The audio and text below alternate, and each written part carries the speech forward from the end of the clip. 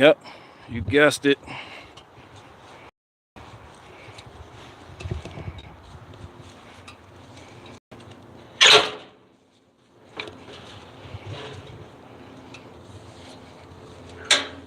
Time for a good old-fashioned Honda oil change.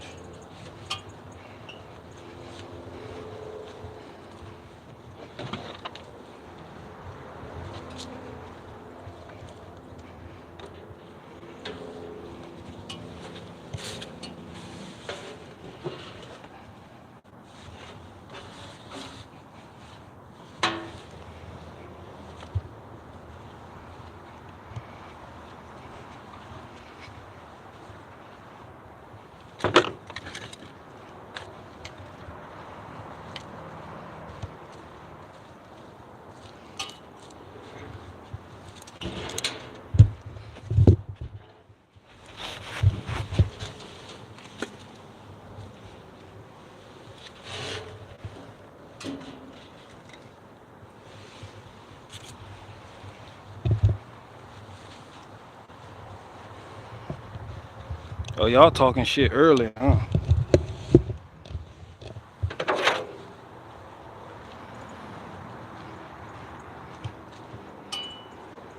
Bluegrass in the woods. You don't like my lynch pen? You don't like my lynch pens, my brother?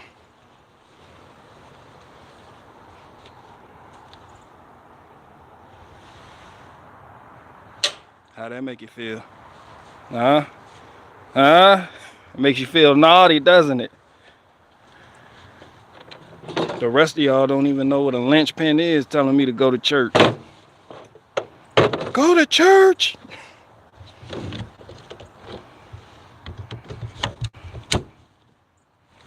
I am the church.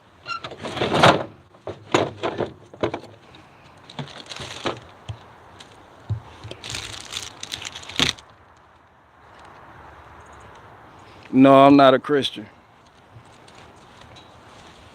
That is no secret here on this channel.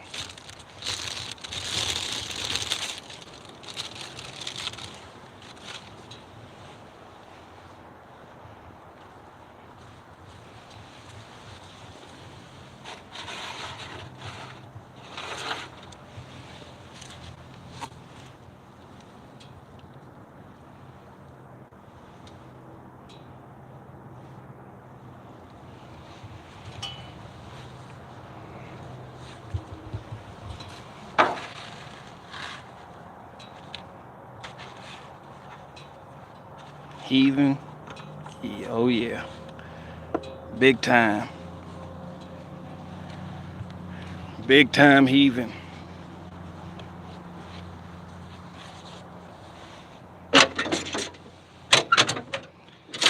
Yes, sir. That be me, boss.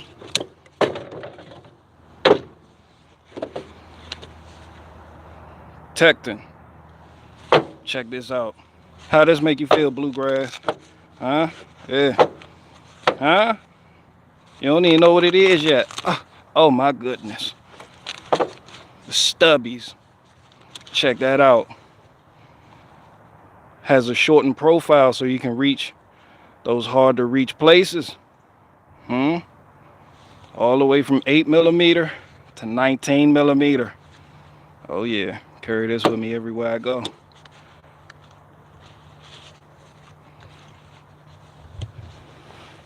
Let me grab this 14 right here and make sure my pump bracket is tight.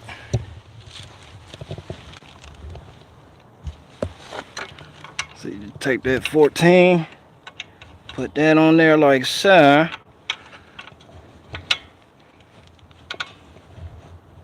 Oh yeah, that's good.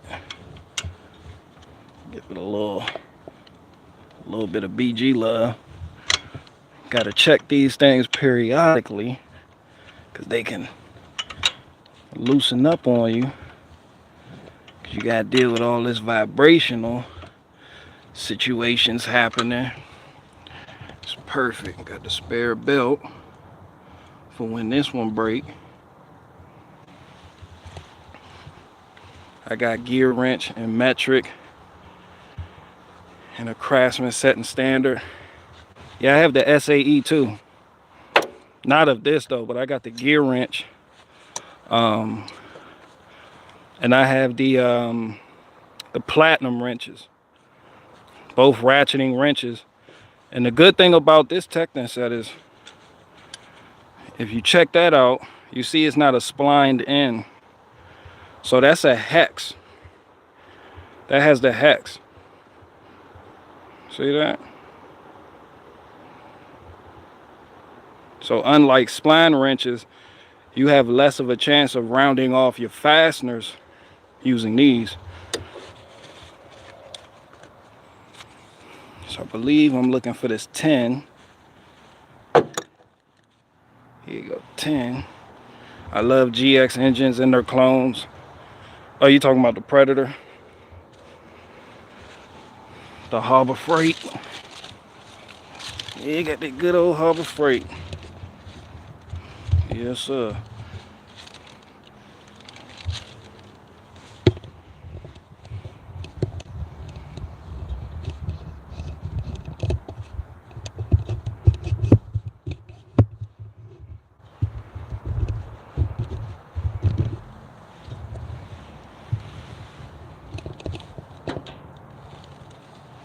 Let's go ahead and get some of this spillage happening.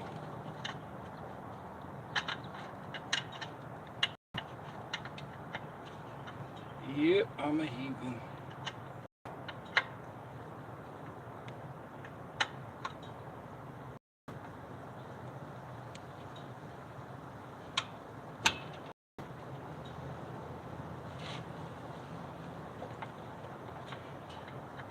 Yeah,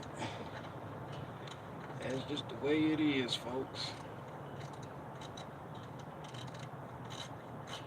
That's just the way it is. It'll never be the same. That's just the way it is. Oh yeah. You gotta open that valve. That's called a petcock. I gotta.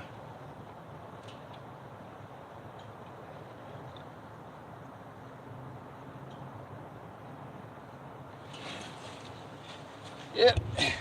See that petcock down there? Had to tighten. You can't see it, but this the drain for the oil.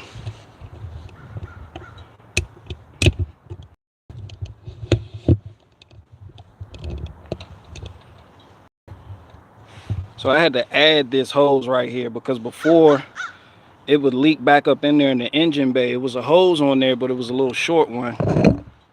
I don't know if you can see it down there. So I had to extend it to make maintenance a little bit easier.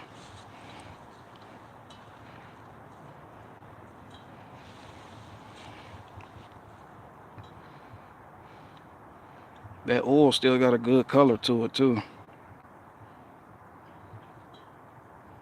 You can tell, you can see the oil coming out. See that good color? Yeah, I'm on time with my maintenance. You don't see nothing that's milky white. You don't see black sludge. I mean, I pretty much do this like once every 2 months. Sometimes when I'm in a real dusty environment with heavy use, I'll go ahead and knock it out.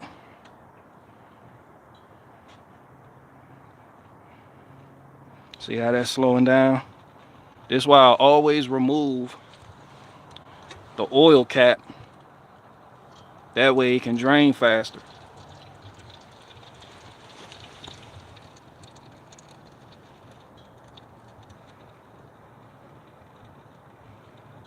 Now, of course, if you're wondering about the hydraulic fluid, that goes in here. Put 11 gallons right up in here. As you see right there, it's all-weather hydrostatic fluid. So you don't put 1030 in here. I use the universal tractor transmission fluid mix, which is what hydrostatic fluid is. Just tractor transmission fluid mix, just a simple mix. You can get that shit at Walmart too. So let that drain. Then I'm gonna get to this oil filter. So if you notice this engine is, this is the back of the engine. So it's facing the front. So typical of equipment for an engine to face you when you go to service it. But this is going the opposite way. So that's why you got the muffler over here. And that's why this right here, yeah, that's why this oil filter is facing the front, which makes it a little bit difficult to get to. Crazy they use a radiator cap for that. Not really, they use radiator caps for a wide variety of equipment, but this has a pressure relief valve in it, so it makes sense.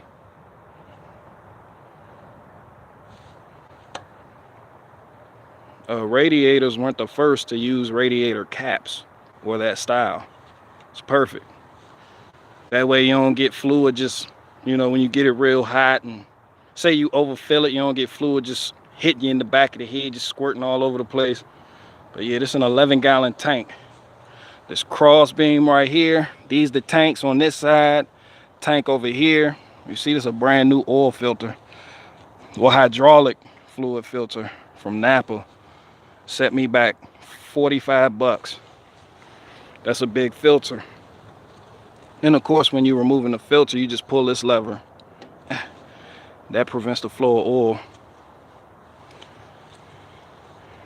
I got my hydraulic hoses. These hydraulic hoses look decent. It's a lot of horse, it was a lot of horse hair and manure and stuff on it when I got it. I got it from a farmer out there in Westminster, Maryland.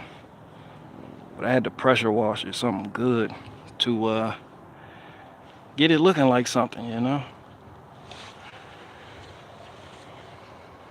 So now that that oil is taken care of, we're gonna go ahead, make sure I put this 10mm back.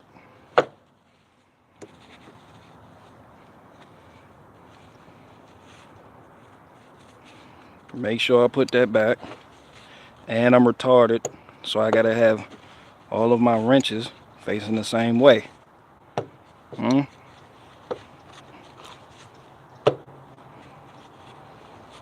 Yes, that's a lot better. Yeah, I'm a big fan of things coming in a neat package. Like when you just want to put this up, you just kind of schmear. And that Velcro that hooks, and then you just kind of roll it up like so.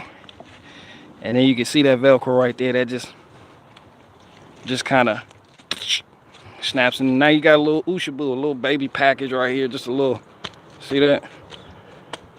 Everything just neatly contained. So I keep this in my truck. Oh yeah, beechwood. Beechwood, because you know, great kindling.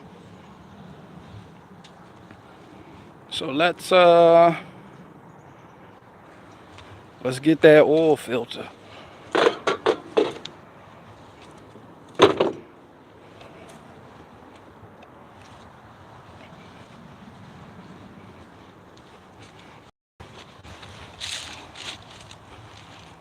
So it's a John Deere product, but it's a Honda engine.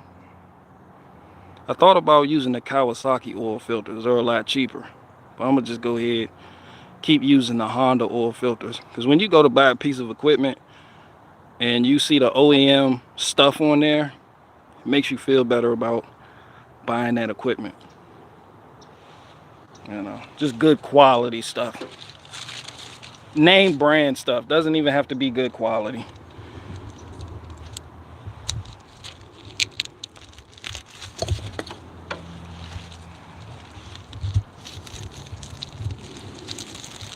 Just gonna go ahead and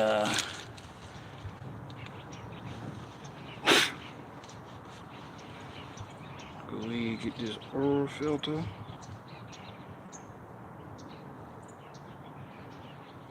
On it.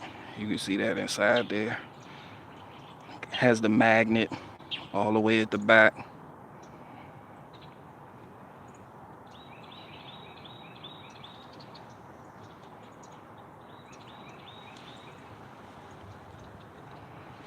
No, I should be able to get this with my hand. Unless I was channeling Kyle when I put it on. Oh, there I go. See it? See that? See how I move? Alright, so to prevent a mess, I always bring like a little bag. Just put that down in there because I got the oil cooler on this side. This isn't a water cooled engine.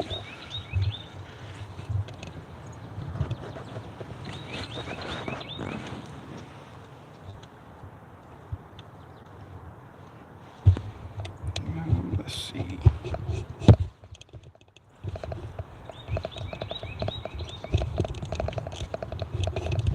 Just go ahead and see if I can get a good angle going. That's the best I can give y'all right there. Go ahead and loosen that bad boy like that.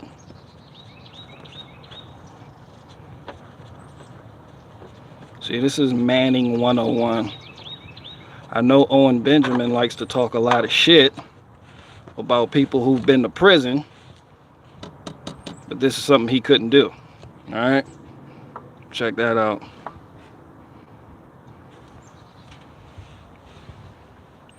You see that, Owen Benjamin? This is what an oil filter looks like, okay? If you want to be a farmer, all right, or if you want to be a homesteader, okay, you got to know what the fuck this is, all right? Let's go ahead and put that right there, 10% right there, 10%. Then I'm gonna go ahead and just get that seal. Just get this lip right here, see that seal? I'm gonna take this off for a second. I'm gonna show y'all. Every time you remove an oil filter, you wanna make sure this gasket comes with it. You don't wanna double gasket it. It will always leak. But you also wanna kinda lube this ring up, this seal. That prevents it from sticking to the mating surface. So we're just gonna go ahead and dab a ranch. That's it, that's all. That's it. That's all we need, just a dab of ranch. Gonna go back in here like so. See that? Get in between these oil cooler lines right here. And we're just gonna thread that back on there. Just gonna take our time with it. Don't want to cross thread it, which is hard to do on this application. That's all we need right there. Right there. You don't want to put it on too tight.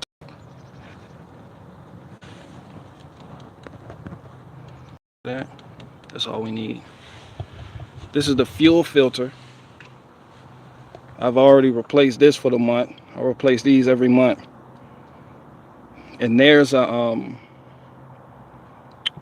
pump that's run off the engine, and of course that's the tank down up in there. But yeah, just kind of go over your equipment, make sure your belts are in good condition.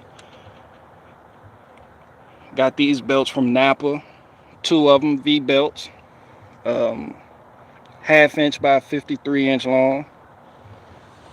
That's all. No leaks. Just go ahead and pull this out. That's not tight, it's tight, trust me. That's tight.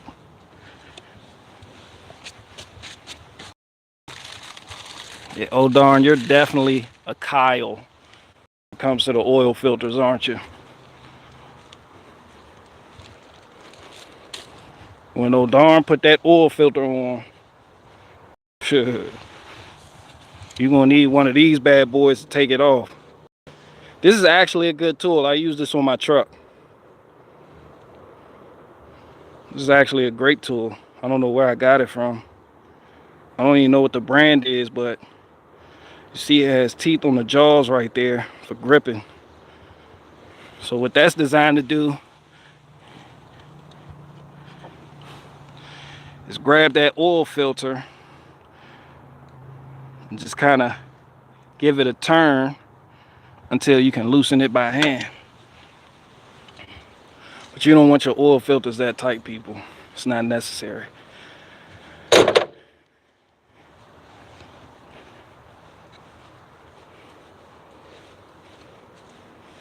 And of course the rest is just Got to tighten up that valve right there.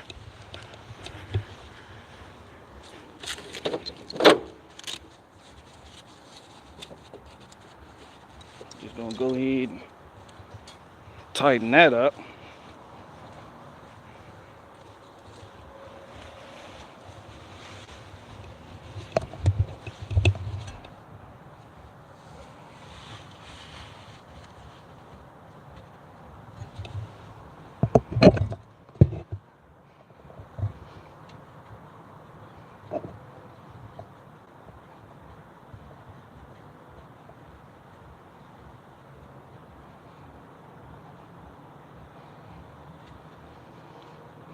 Don't want it to be too tight, trust me.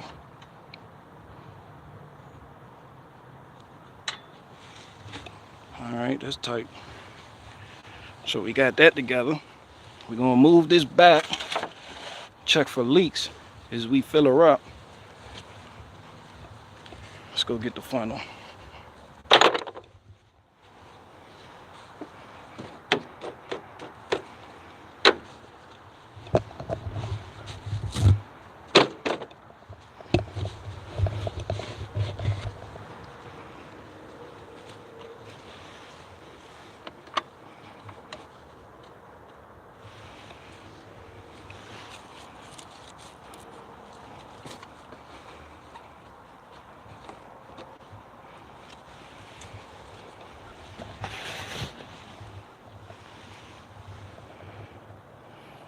Right there, just like that. Go ahead and slowly fill that.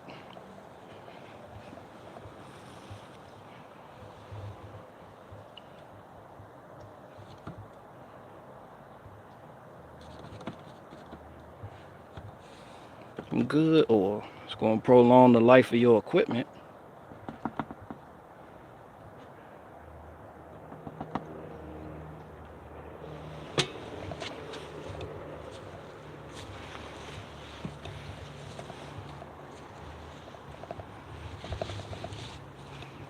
We just need a little bit more.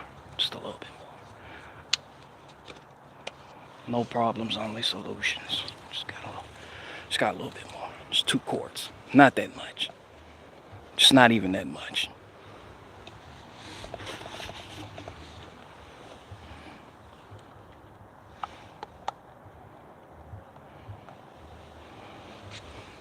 Not even that much.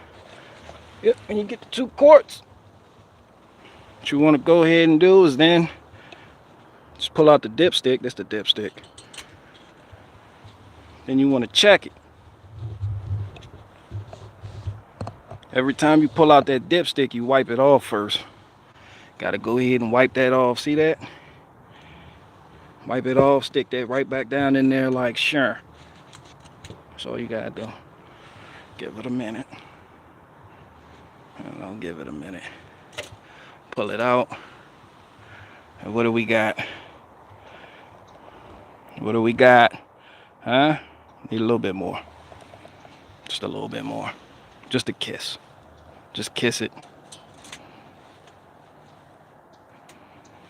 That's all.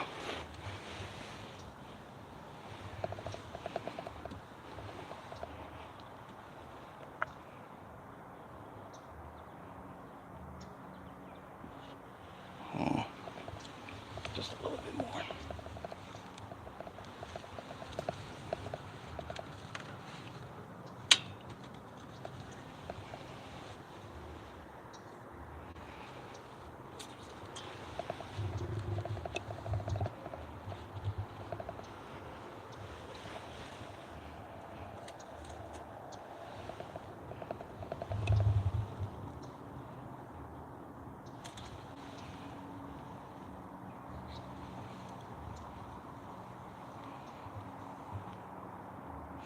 Just a little bit more.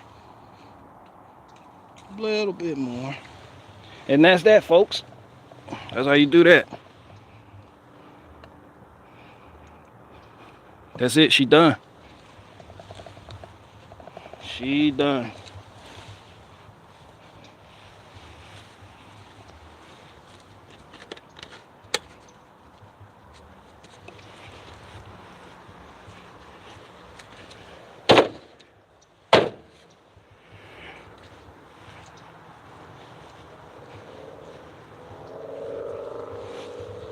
Why was the belt so loose, BG? That's how it's supposed to be. Oh darn, I know you're concerned about my health and well-being, but I actually have the manual and I know the specs for the belt tolerance and the pump belt tolerance and the hydro pump. So yeah, I got my stuff pretty much dialed in. All right.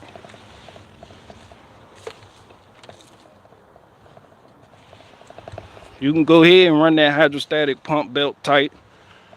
You're gonna blow your equipment. Also,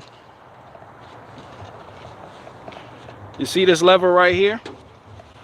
This is just for you, oh darn. See this? This is what engages the drive. So when you push that forward, it tightens up the belt. This is how you get the wheels going. It's separate. All right. When you push that lever back, it stops. That one right there is your throttle. But when I push that one forward, that means I get the wheels going. When you cut it on, the pump automatically comes on, so you have hydraulic functions going to the bucket and the boom. I mean, you got the loader arms and the bucket, but you can't move. Doesn't matter if you push the handle, you won't be going nowhere until you push that lever. And then when you pull that lever back, it loosens the belt so it's not contacting the crank pulley, and it stops your wheels from moving. That was for you, because you're my bestie. So I explained myself. I typically don't explain myself to people. But once you do that, you take your cap. Some people are torque Nazis with everything, but you just kind of put that back on. It doesn't even fucking matter. Just put it on. Put it the fuck on, man. Just do it. Huh? Just fucking do it. Alright. Man, that's it. We tightened up that drain valve.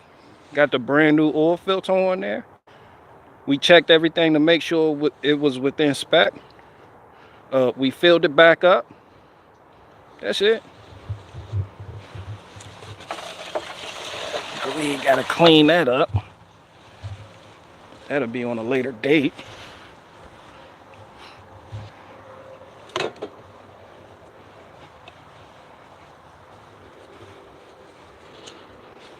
And we can go ahead and close that. And that's how easy it is.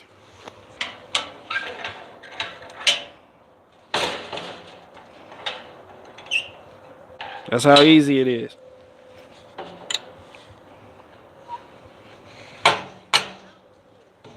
Huh?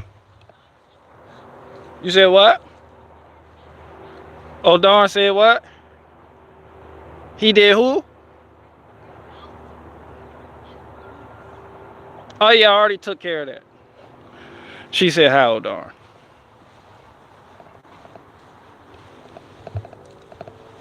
She said hi to O'Darn and fuck everyone else. I don't know why she likes O'Darn. I really don't. Huh? She didn't say that. I put that in there. She's extremely nice. I didn't know you were live and I just popped on and I saw a comment about your belt. I didn't know. My woman. That's my woman right there. And if you got a problem with her, you got a problem with me, huh? Oh, you understand what I'm saying? Know what I'm talking about? Check it out. D-rings. Who want D-rings? I want D-rings. I paid $40 for this. Because I was looking in my bucket and felt like I was missing something. A fucking D-ring, right? Huh? I got all the chains in the world. No slavery jokes. But I got all the chains in the world, but I need a way to attach things to my bucket so I can pull stuff out. Like say I got a log just, just down in the dump, and I can, I can go ahead and just put a D-ring, just have an attachment point on the front of the bucket. I can also pull like small trees, like just put a chain, just attach the chain to the D-ring on the bucket. I got to drill holes for it, and then tie the chain to the base of the small tree Like maybe nothing over like 5 inches diameter. But little stuff like that, just put the chain on there and lift the bucket up and pull it straight out the ground. So I went ahead and invested in some D-rings. So that's gonna be my project. Only gonna take like 10 minutes to drill it out. And comes with all the hardware. Just, and of course it's green because, you know, I was having a vanity moment. I was like, you know, John Deere, might as well get green D-rings. But I keep spare D-rings. Like I got 2 in the shed already. I didn't even know were there until I looked. But that's all. That's all to it. That's all to it, man. See, let's go ahead, fire it up. Go ahead, fire it up. Ain't nothing wrong with firing it up. See that? No choke. Got that throttle up.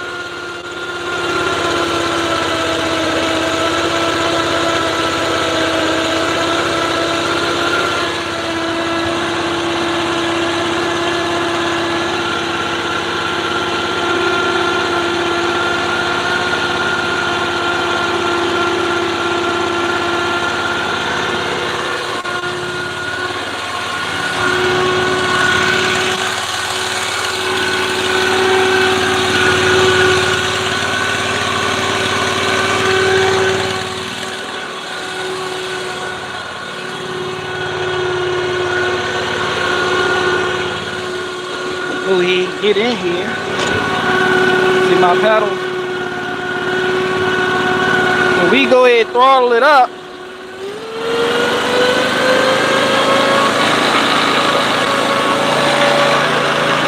But I can't move. So when I push this lever forward, you're gonna hear the wheels engage. Watch this, watch. You heard it? So now I got my wheel function. See that?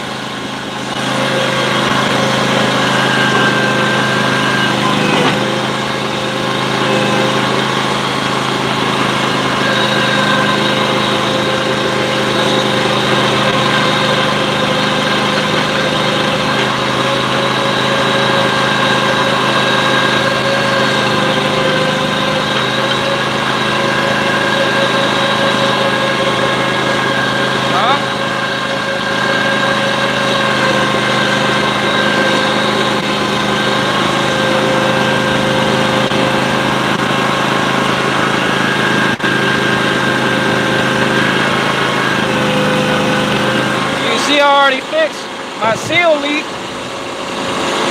This the gland, this the packing right here. I already packed that.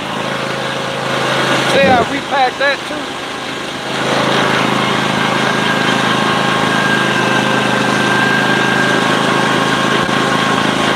See that? Go ahead, throttle it down.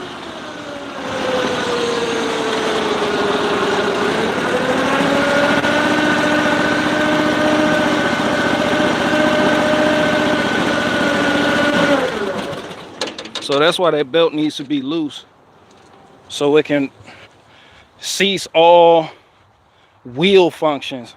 So the 11 gallons of hydraulic fluid needed for the hydraulics goes in the tank. This is the tank. It's a little bit different than the newer skid steers. All of this the tank, that cross beam, and there's the gauge to tell how much fluid you got in it right there. Real convenient. So that's for this. The wheels, it's a different story, but it still uses hydrostatic fluid. So I got the hydrostatic pumps under the seat, which is why it's a total of 3 belts. One for the pump, that's for the loader and the bucket. And I got 2 belts for the hydrostatic motors that power the wheels. And this how you got to remove this to clean out the chain case and, you know, put that back. Then you fill it up with fluid right here. So these are your breathers for the chain case.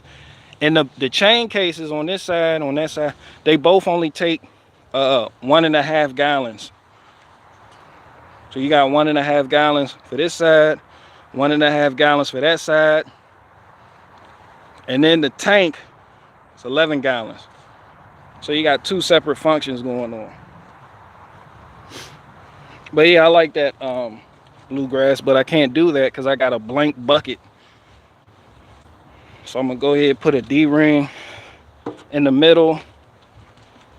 That way I can get me chains and just, just open myself up to being able to offer some services. I got 2 small bushes in the front that I want to take out. So once I do that, that's why I got my drill out. I got my drill bits. Once I do that, that's what I'll be doing.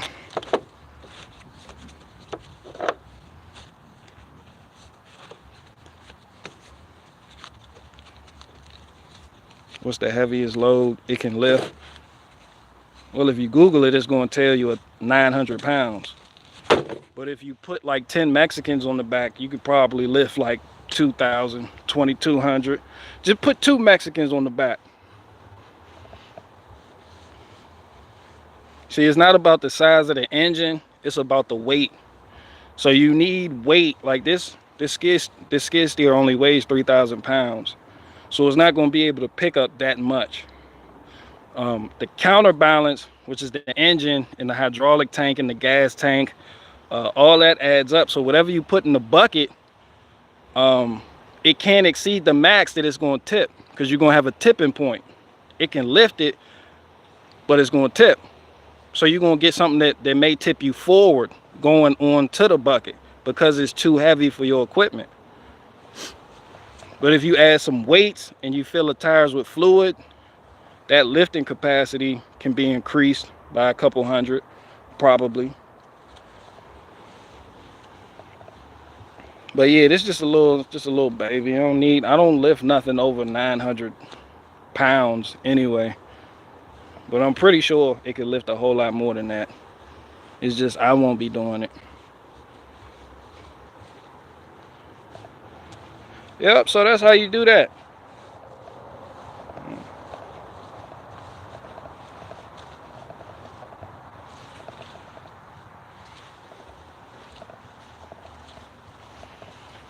Yeah, because you got people claiming to be self-sufficient, farmers, homesteaders. I don't know not one farmer that doesn't know how to put air in a tire. Not one. And so I don't know no farmers that don't know what an oil filter is neither.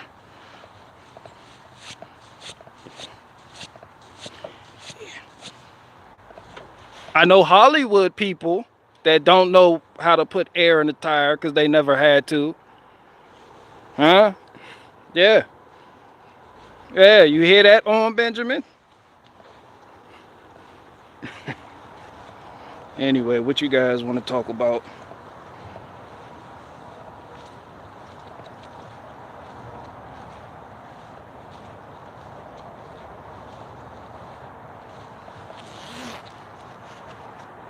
At least you won't have to cut grass anymore. I still like to cut grass, my grass. I'm not into that. I am. But when you think about cutting grass, typically you think about getting the contracts the Mexicans already got locked down doing ballparks and fields, and maybe if you got a tractor you could put a brush cutter on there. But the reality of it is people gonna be wanting you to come do their townhomes, and it's a pain in the ass to get to the site where you got to cut the grass because they got a dumbass fence, so you can't use the Z mower. You need to bring your little dumb push mower, and that shit takes forever. Then they want the most. They just want the most for the least amount of money possible. They just want everything done for the least amount of money possible. Right? No fucks given about you burning up your equipment. But that's typical. That's a customer. A customer is a customer. They don't know. They don't have to know. That's your job to know. So you got to balance that out. But yeah, I can cherry pick. It ain't like I have to rely on that, but I can cherry pick. Yeah, I'll definitely, because pretty much cutting anything less than an acre is a waste of time and money. like $25 cuts. Yeah, like you got to load the equipment up. Like I had a guy in where was he at? He was in Rockville, Maryland. Wanted a quote from me. He said he sent me the pictures. It was for log splitting. So he sent me the pictures of the amount of logs that he wanted split. I looked at the pictures. I could tell it was mostly poplar. It was poplar and some type of soft maple. But the rounds were anywhere between, I don't know, I'll say 22 inches to 26 inches. And you had some smaller rounds in between that I gauged to be between 12 and 16 inches in diameter. The length varied between like 1 foot and 5 feet. So I would have to do some cutting with the chainsaw. I would have to buck up some rounds to get it to fit on the log splitter. And I gave him a quote. I sent him a real, I was being nice because he lives a while away. I would have to load up my equipment, head out there, yada, yada, yada, pulling a 16-foot trailer, heavy ass log splitter with the gator in tow. He had about 100 too, like maybe 120. It was a lot. I just told him 400. I was like, you know what, flat rate.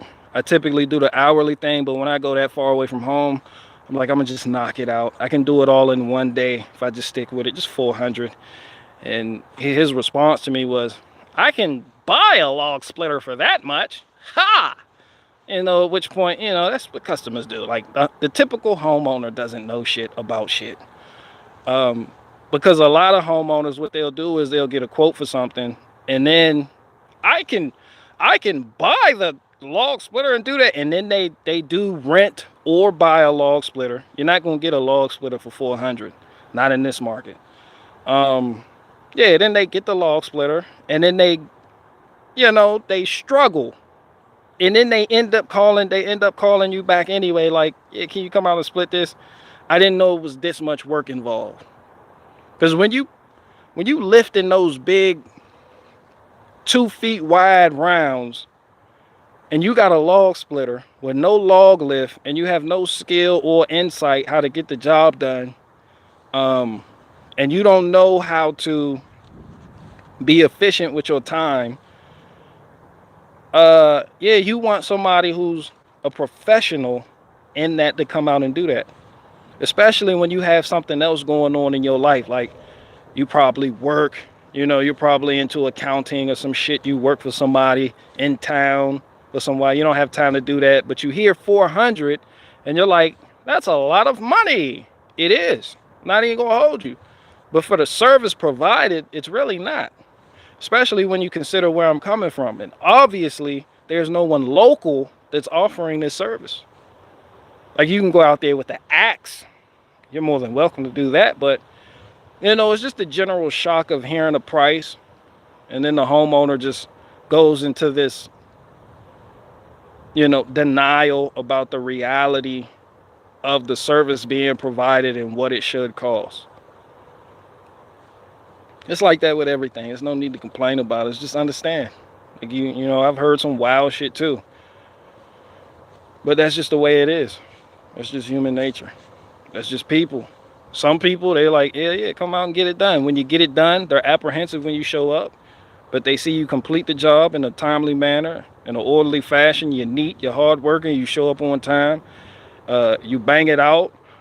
They see you struggle, but a lot of people give up. A lot of people, they say they'll come, they don't never show up. A lot of people come, don't finish in the same day and say they'll come back and don't never show the fuck back up.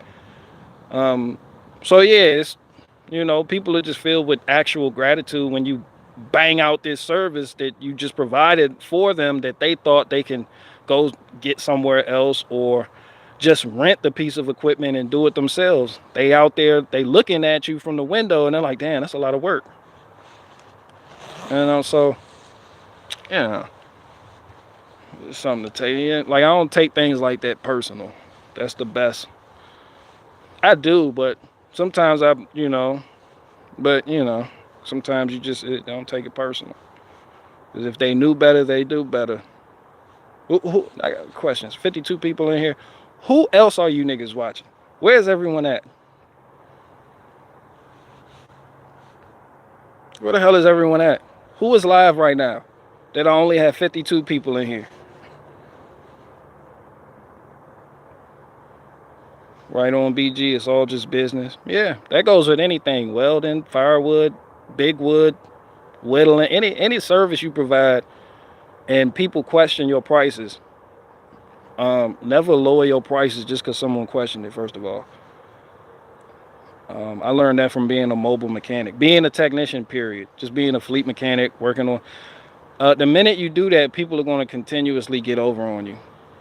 And the people who always want you to lower your prices or want a deal, they're the people that want the most. They want the most. So let's say you get paid 150 to do a front brake pad replacement. You're gonna do a brake job, front brakes only, 150. They want a deal.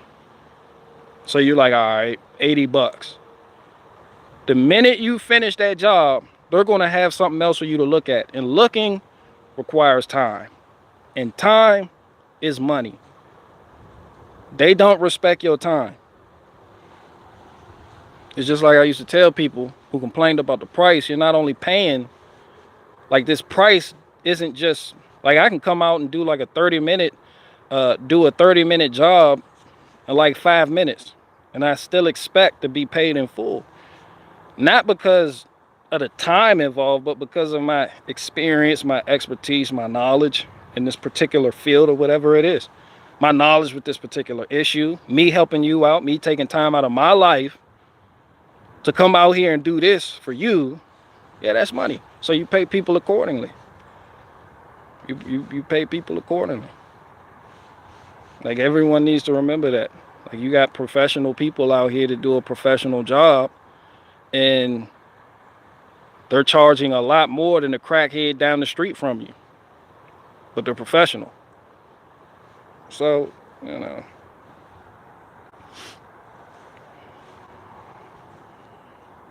I don't like charging per hour, per job. Per job is much more profitable if you're prepared and efficient. It depends on what it is.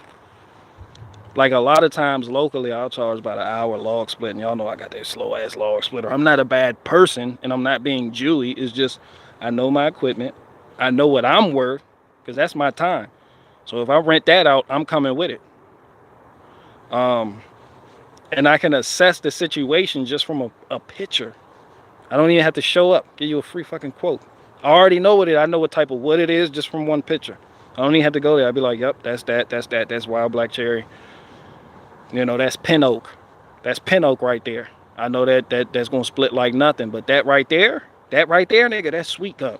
Yes, yes. So the price just went from 400 to 800. Yes, that's 120 sweet gum logs that you want me to split.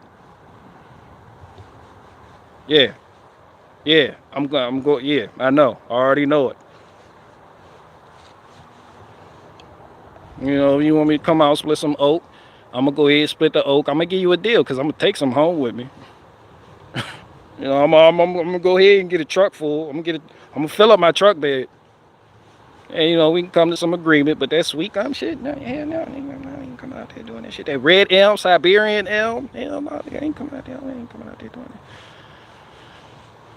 That's just the name of the game, though. It's all business. Don't take it personal. That's all I'm trying to say, though. You know, sometimes people take it personal, and they let it eat away at them.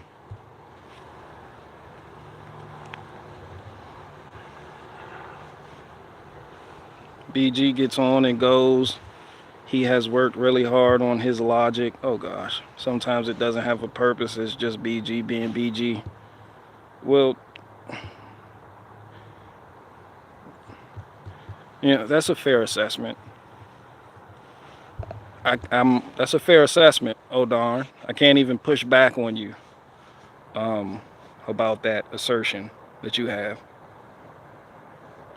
All right, 2 more questions. I'm gonna get the fuck up out of here. 2 more questions.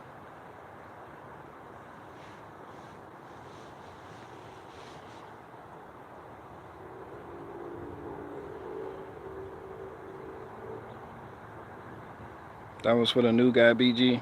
Oh, there's a new guy in here? He's not on Faith's Rolodex. Are you sure? Did you ask her? He's probably not a new guy. All the new guys that come in here, I'm not new. They want to try to fit immediately in and be cool. I'm not new. Huh. Of course, I've just been a silent listener. I have an accounting job. I'm a silent listener. I listen from the shadows. I gather intel.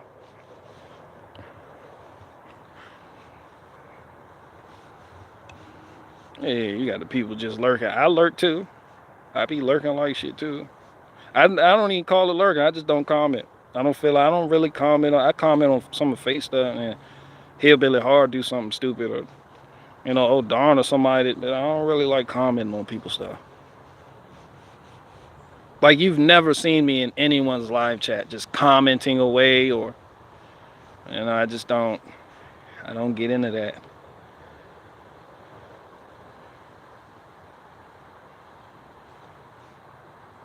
How often do you plan on removing, I'm not new, just banned by YouTube.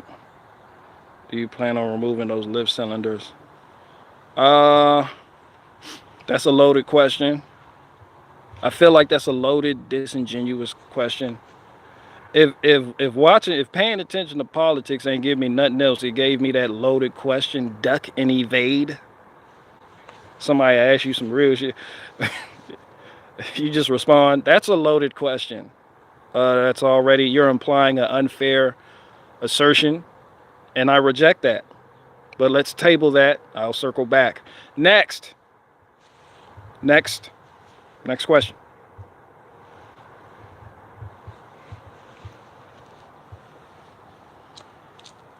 Good morning, BG Bear.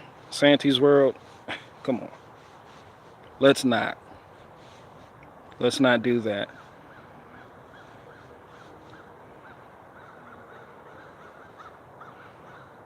Let's not do that. Can I borrow $20? No. Refer them to the White House Counsel. Mechanic guy is new but won't last long. I don't know who this new. I haven't even really been. I've just been living in my head. Haven't even been looking at the screen. I'm kind of looking all around. Y'all see the balloon with the satellite on it? Yeah, we've already been there, done that. Oh, is that a red-tailed hawk?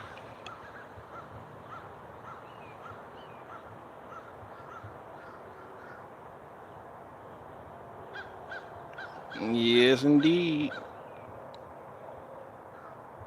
See him right there? Just majestic.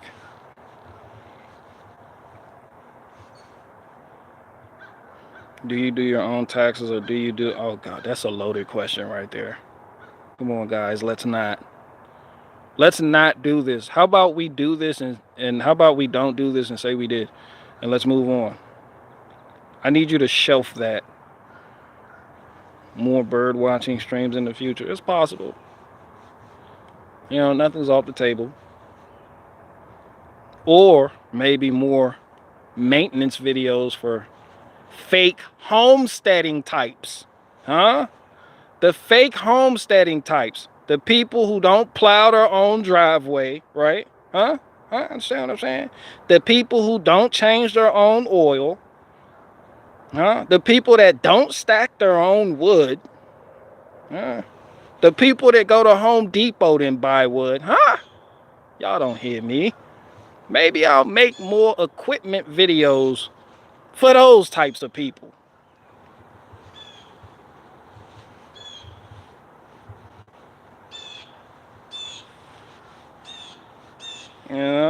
Just maybe. BG palm tree wood is weird, just saying. Oh, yeah. Yeah. It is. It really is. Yeah, I'm not even gonna lie to y'all. My favorite YouTube channel as of last month is Tractor Time with Tim. I'm not even gonna lie. My wife says I'm like a little kid when it comes to the equipment. I just like how he helps people, and I learn a lot. Like I look at somebody doing something, and I'm like a visual learner, and that gives me ideas about what services to provide. Because I'm a reality based guy. All right. I know people make a living talking, but talk is cheap. What it boils down to is this circle of servitude that we exist in. So once you log off the computer, you need a service. And I know I make jokes about bullshit homesteaders who claim they're self sufficient but are not. But in all actuality, anybody can learn a set of skills that can take them to a whole nother level. You know, I did it in under a year. I continually do it because I like growth and development, me personally. So, yeah, when I see some things being done, I always look, I ask questions, I pay attention. And I too want to provide that same service that I see that person providing. I don't necessarily want to work with them, but I do. But I'll do things for free just to get the experience. Like how y'all seen me clear out all this brush over here. Um, I don't know what stream was that. I don't know.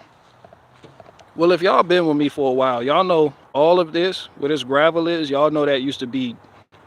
It used to look like that, but I cleared that out. Still got to fix that fence a little bit. But I did all this, cleared it all out, got all the trees and brush and all the overgrowth out, using nothing but a smooth bucket and this skid steer. And y'all seen it happen gradually. I got the dirt to try to level it. Then I got the asphalt millings, and now that's where I park my equipment.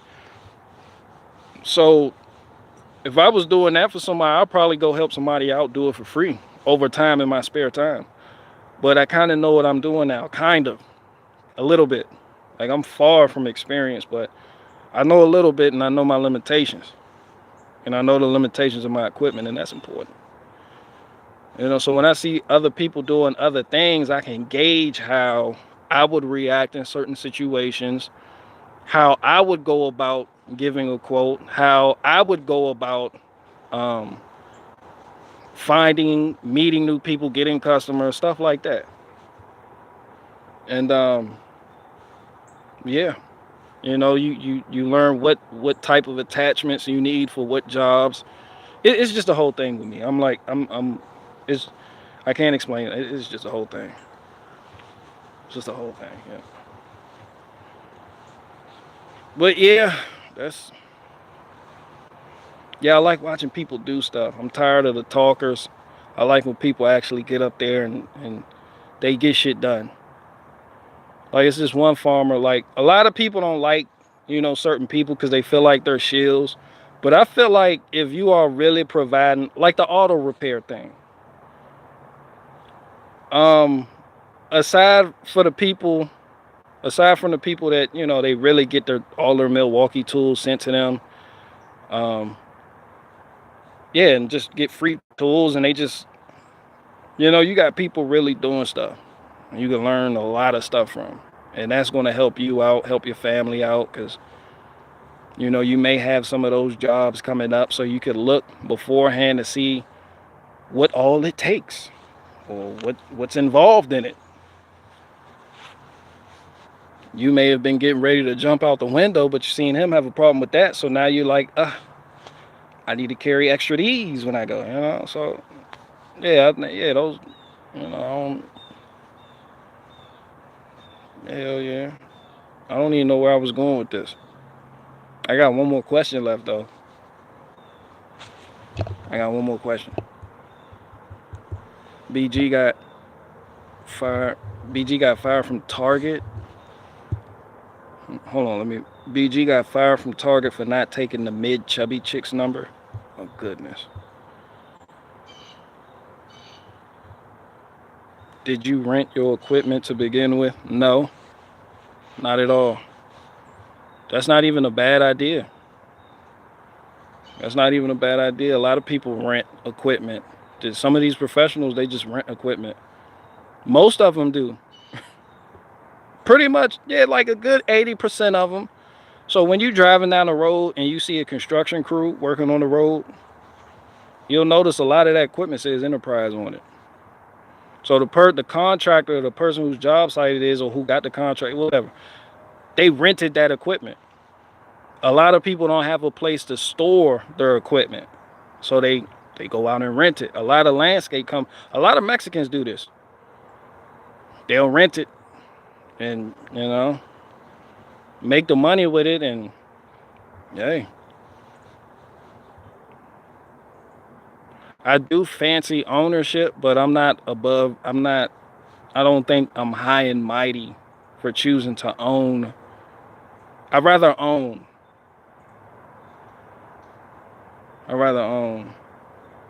But I ain't nothing wrong with renting.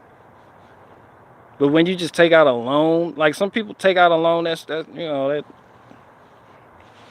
I can't knock any of it actually. Me personally, I'd rather buy outright.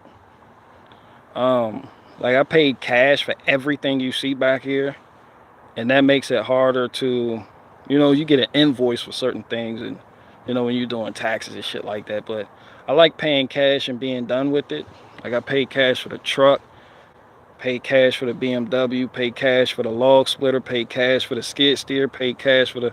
It's just as you level up into certain things, it expands your horizons.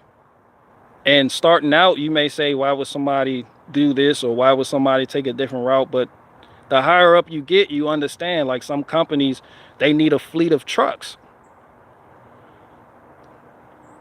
So what they'll do is they'll go to the dealer and they'll order like 10. And the monthly payments for it, it's just the cost of doing business. And that's what a lot of people do. I mean, however you can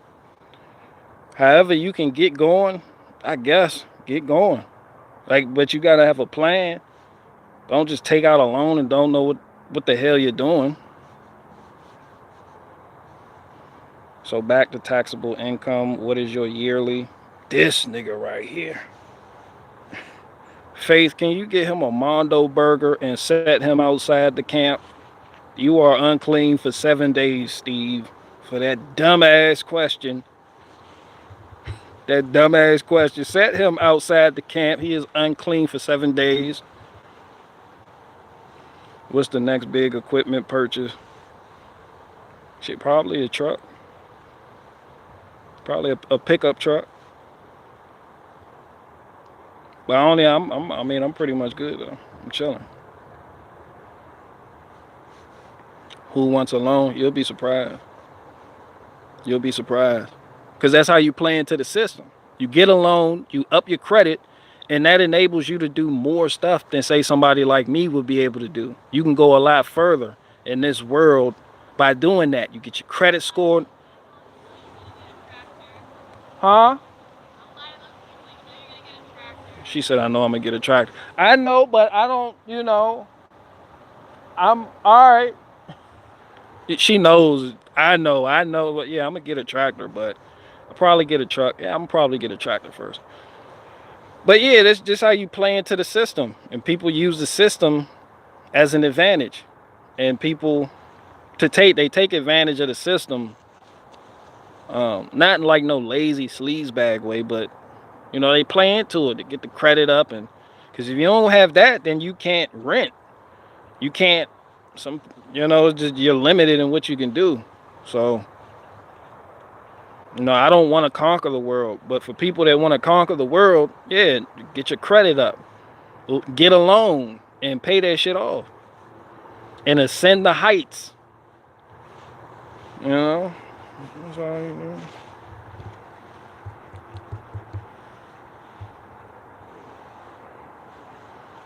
Yeah, credit is important and can be a powerful tool, but too many people get far over their head in credit and they get that false sense of wealth. They do, but that's not something I've done to give you an experienced talk about that, but some people do it and they seem to be doing fine. They just keep leveling up using a system that's been provided to them since birth. Like some people think what I'm doing is retarded. Like I started everything from the ground up with no loan, with no people. Then people want to get into taxes, taxable income, paying yourself, doing this, doing that, um, writing shit all. Like you got some business savvy people out there that they're like, yo, you're doing it wrong. But and me just saying I don't have to make payments every month on the stuff, or me just saying I'm in no debt isn't enough for them. They're just like, that's fucking stupid. And I'm a man of understanding. I get it. And in their worldview, it is stupid. I'm just a small time guy though. Like I really don't want to, you know, I'm big wood, but not really. I'm little wood. I don't really want to be big wood. I like dealing with manageable things. Like stuff I can directly oversee. Yeah, when people talk about expansion and then they expand and have a fucking board and all types of weird shit. Gogurt grows on trees. I don't. You gotta ask the European. I'm tired of talking about the white man. Shout out to the white man. I gave the white man hell these past 2 days, but it is White History Month. Yeah, let's not act like Black History Month isn't White Historic Achievement Month. That's all they talk about. All they do is tell you niggas were slaves because the white man sailed the seas to go pick up niggas and take them to a land where they farmed, and the white man was doing this. The white man, all they tell you is what the white man did. Only thing they tell you for Black History Month is what the white man did.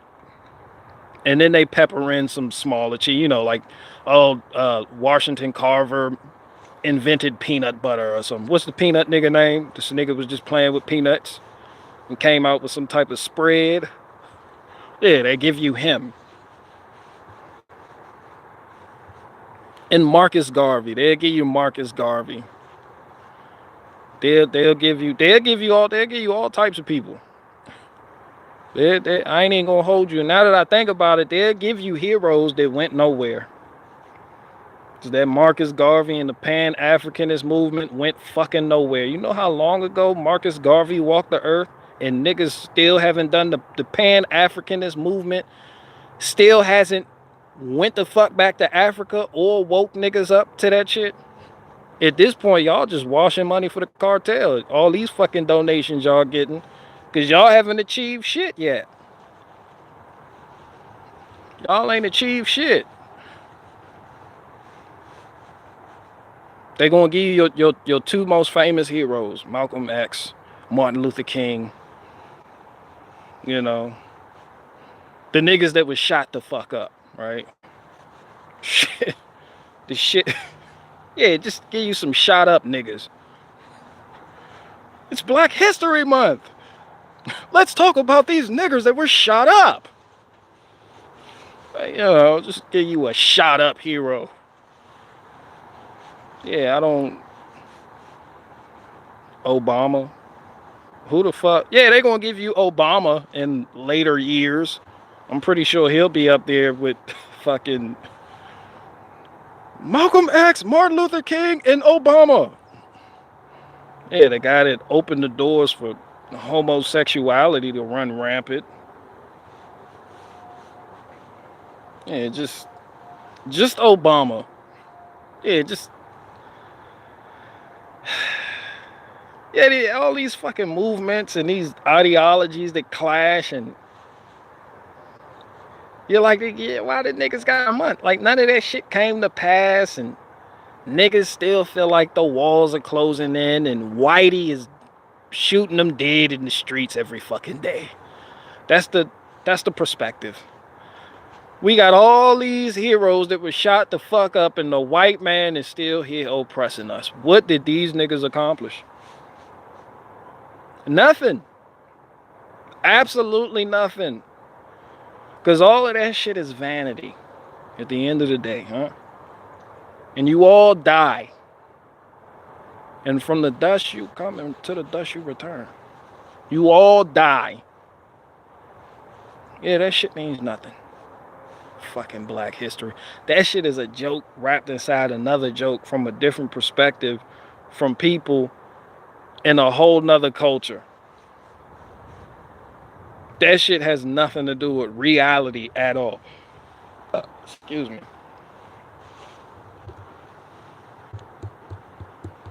Malcolm knew it was the white men, but he wanted his own land for his people in America. Really, nigga? How you gonna get your own land for your own people in America without going to war with the white man? And how do you take down the white man when you can't identify the white man?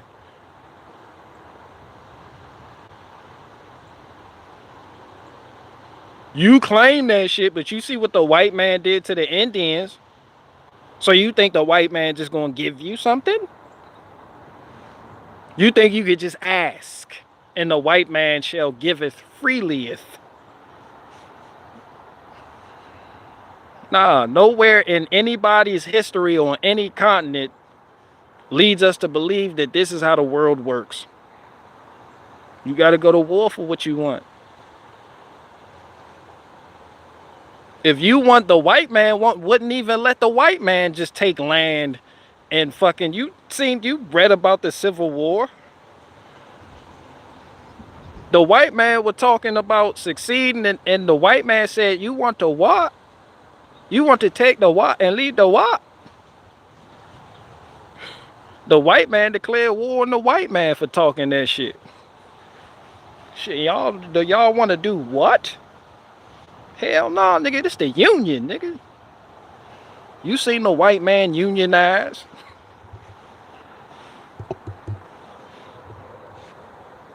The white man went to war with the white man and lost, and here you are today.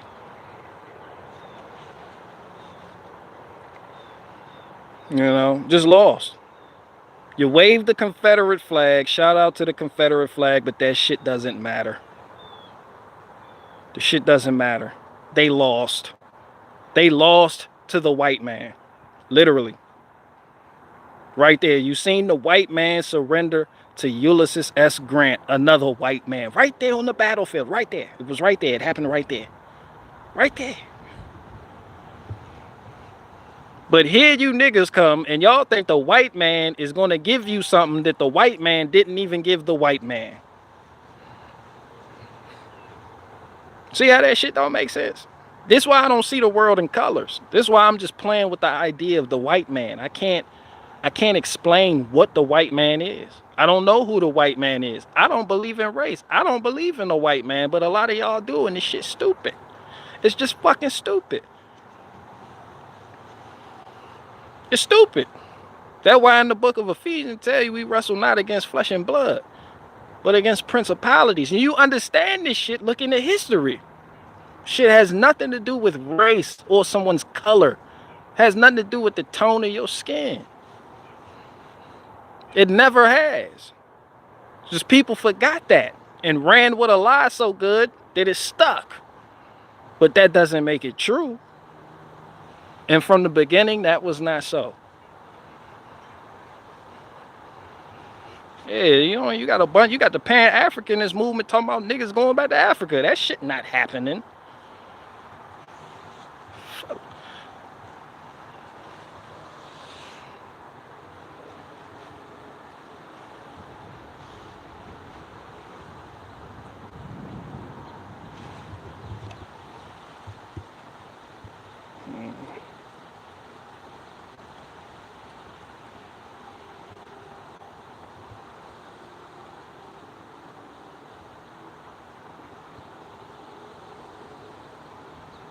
In your backyard? Yeah, I'm just in my backyard. Every time I hear Malcolm, I hear white man give me some land. Where you gotta go to war with you. In order to, you gotta go to war with the white man. It's just like Texas. The white man in Texas thinks that the white man is gonna let the white man in Texas just be its own thing. Sorry, that's not gonna fucking happen. The white man doesn't take losses, except for when it concerns the Jew man. That's it. Why? Because the Jew man knows the white man is from outer space. I don't know what else to tell you. I don't know how else to tell you. It's the truth. They got dirt on the white man. This is why the white man is complicit in everything the Jews do. It's so fucking retarded that the white man will say the Jew did this, not realizing that the Jew is the white man and the white man is the white man, and the two been working together for centuries. Been working together for so long that the white man that you call a Jew was kicked out of 109 countries, and the white man didn't finish the job. That's a unfinished job. That's a disgrace. That's like you wouldn't respect a football team that lost 109 times. And then they put the cherry on top with the World War I and II that you say the Jews started. You done convinced all these white men to kill all these white men because a little Jew whispered in the white man's ear? Come on now. Shit stupid. I don't see the world in colors though. I really don't. This shit just fucking stupid. Black men used to could fly till Sir Isaac Newton passed the law of gravity to keep the black man down. I mean, pretty much at this point.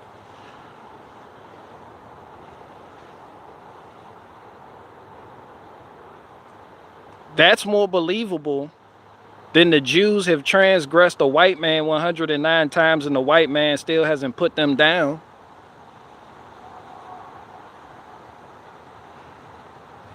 Come on now.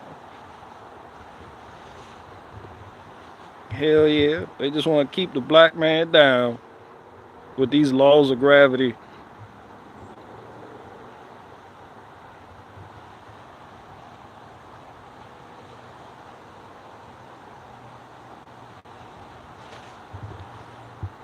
Man, I felt it when BG said there wouldn't be white nationalism without Jewish supremacy. There wouldn't. I stand by that statement. That's a correct assertion.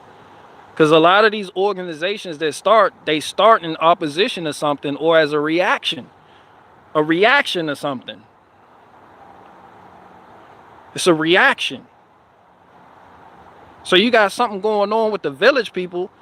You find out what it is and you're being terrorized. You're going to assemble and form something new as a reaction so you can combat this threat. It's a reaction. It's a reaction that forgets it's a reaction. Like, reactions aren't meant to last a lifetime. Shit happens, you react. No problems, only solutions. It's just here we have in Europe 109 transgression cases. Perpetual reactions that lead nowhere. Except for the death of the people who you call your own race. And so you blame everybody else for it except the white man. You want to glory in your ancestors' achievements, but don't want nothing to do with their failures. It's a reaction. And you know what the Jews were reacting to? The white man that fell from space. They know. You think they're Jews? No. They just found some shit, was like, let's be this, and picked it and just been that ever since. That's it. It's a fucking reaction. It's a reaction to persecution. What you think Islam is? It's a reaction. Islam is a reaction to their prophet Muhammad being rejected by Judaism. It's a reaction. That's it. That's all it is. It's a reaction. Muhammad wanted to be a Jew. Literally, these were real Jews out there in the Middle East. Was traveling, ran across them, said great things about them. Loved them, they helped them, this, that, and the third. But they rejected them. They rejected them. And you know when certain people are extremely emotional and can't take rejection, they go back, assemble, go to war. They got to react. This is me reacting. Y'all have that, well, we gonna have this. We gonna do this then. Because now y'all a threat.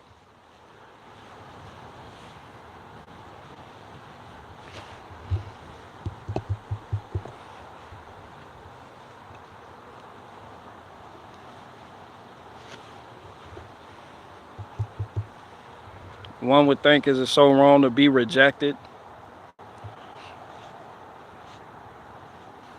Rejection has led to a lot of great things happening in history, though. I'll tell you that. I tell you what. I tell you what.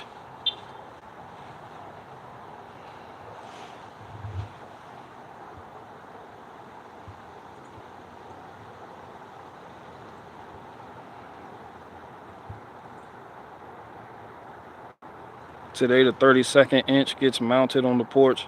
I have no idea what that is.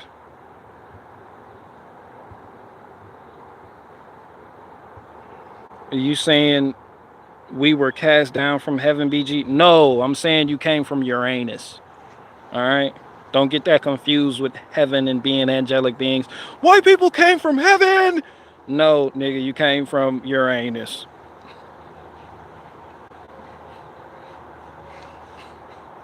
And the Jewish man knows it. And they threaten to expose it. So you let them control your currency. You let half of 1% take over your nation, institutions, your financial system. You did. All to keep the black man, the yellow man, and the red man from finding out that you are from Uranus. This is why the white man has been trying to go back ever since. Y'all wonder why white men build spaceships? These niggas done built rockets. Johnson, we gotta go back home. Gotta get off this planet. The white man has been building rockets ever since. Trying to go back some fucking where. We're gonna build a rocket.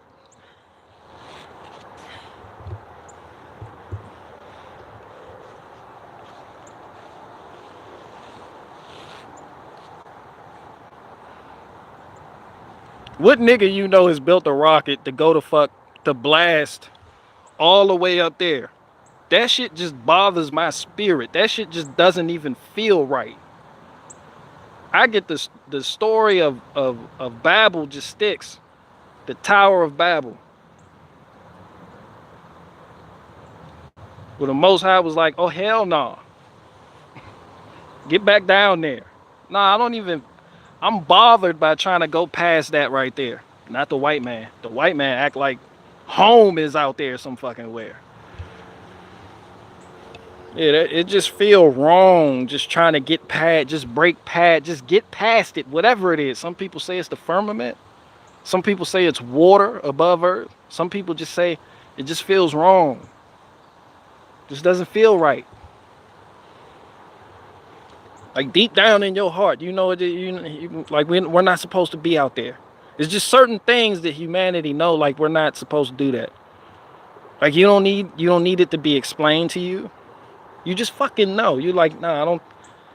This ain't where we. Nah, we're not supposed to do that. I don't know.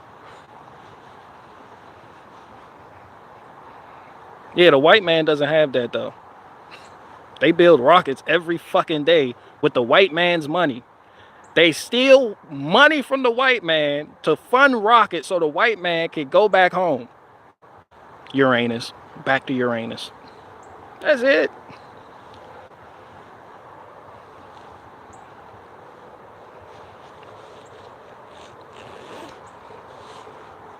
That shit was crazy. We was in school when the Challenger blew up. Didn't the Challenger blew up? Wasn't it a teacher on board?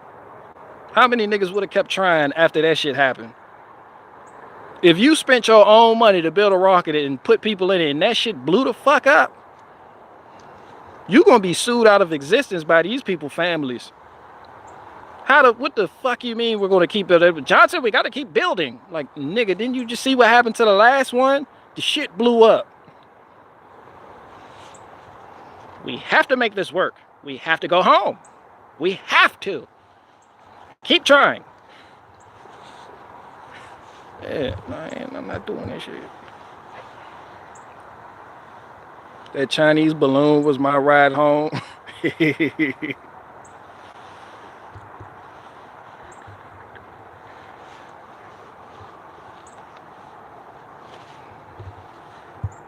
All right, but enough about the white man. What else? It is White History Month. I like White History Month.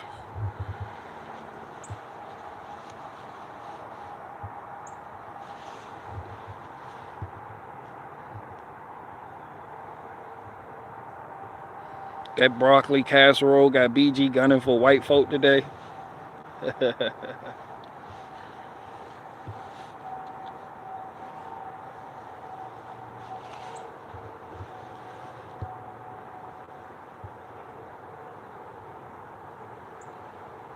BG, are there any numbers you dislike in a spooky way? No. Not at all. Not 33 neither.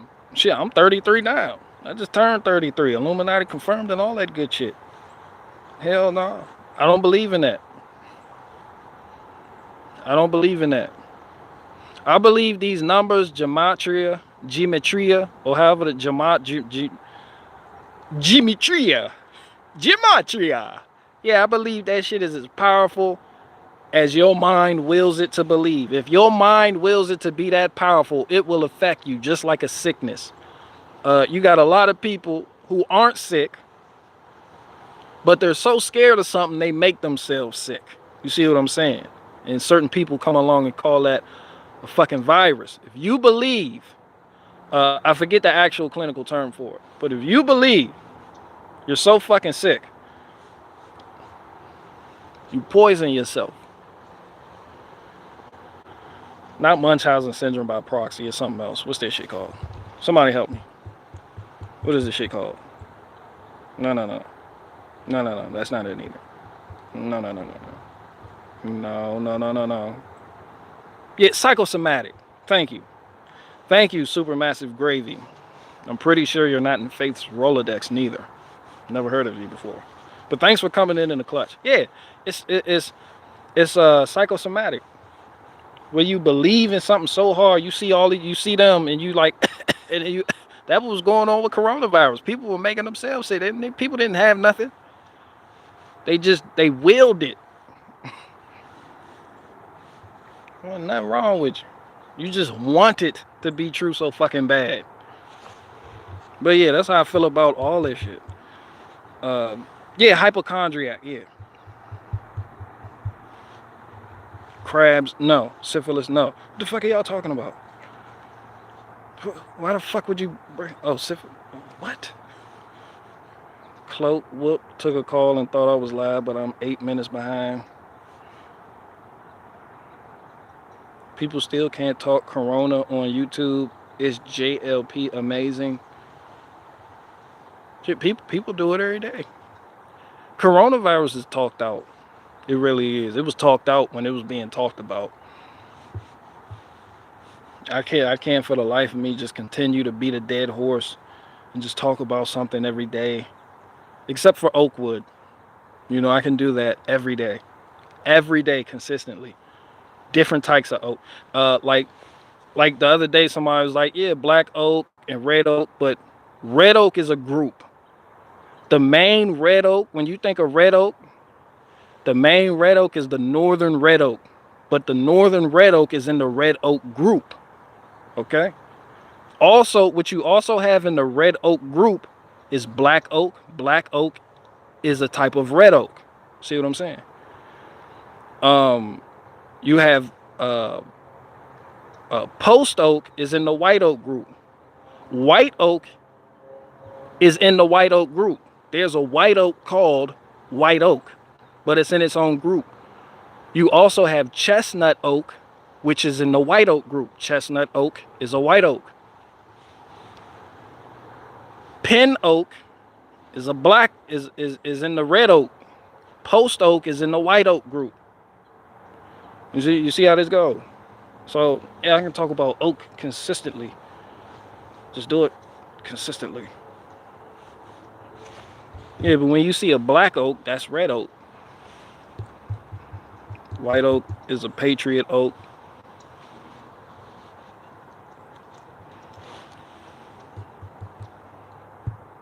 Yeah, that's all too I can do. Yeah, but I don't like beating dead horses though. I got tired of talking about coronavirus. Like after my 8th sketch, I was like, this is excessive. This is a lot.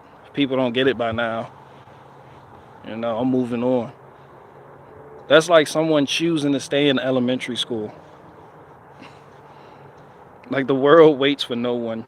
You just choose to stay in elementary school and keep going over the source material that you learned in elementary school without making any progress, without graduating with your peers. And then you seem high and mighty to the people that are coming up behind you. But the people of your actual class have fucking graduated college by now. But here you are in elementary school.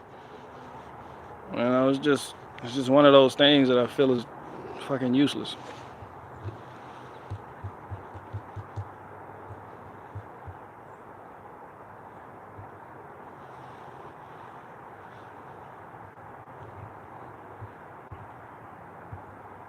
I got the worst flu I ever had when I was in school out in VA in October through November 2019. Damn, he he got the dates, receipts, timestamps, location. It was a dark and stormy night. I was as sick as I've ever been, right there in Virginia. It had to have been 2019.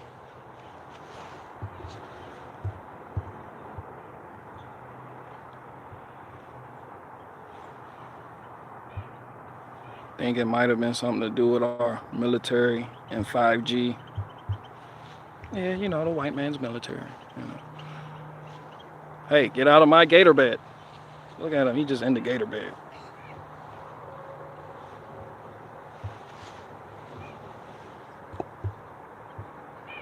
"5G has been debunked." I'm pretty sure you guys will fight it out in the comment section. I just can't. I can't. In Florida, you see real gator beds. That's nice.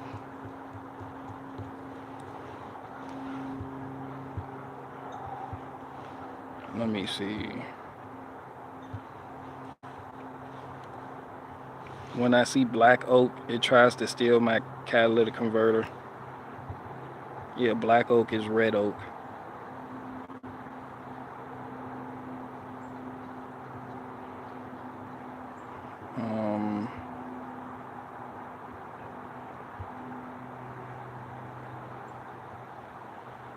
I have a lady, man. Imagine you believe in government and not God. Good luck.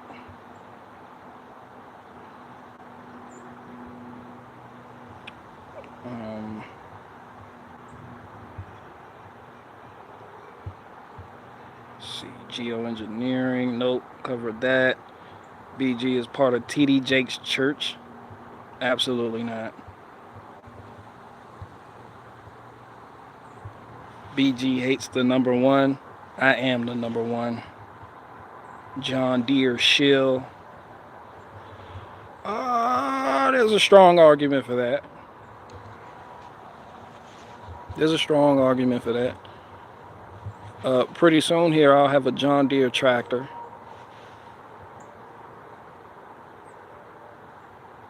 Why is it that the black man only thinks the white man is from outer space? Well, in short, to summarize it for you, the white man let half of 1% of the world's population, the Jews, take over the institutions that the white man started, the financial systems that the white man started. And you would think with all the violence the white man is capable of looking throughout history that they wouldn't let this happen, especially from an insignificant populi. But in keeping with how Jews work, they have dirt on people. That's how they keep them people tap dancing. So, just logically thinking it out, the Jews have dirt on the white man. You know, it just makes sense. And what dirt could that be? Exactly. That the white man is from Uranus. It's logical. It's logical. It's hysterical.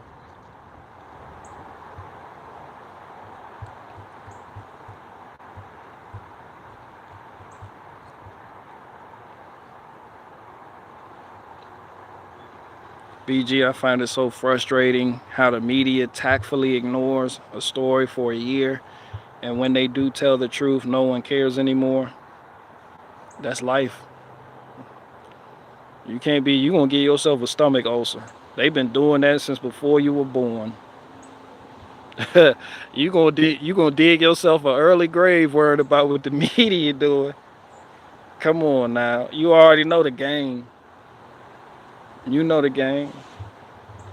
Ain't even no point getting upset about it.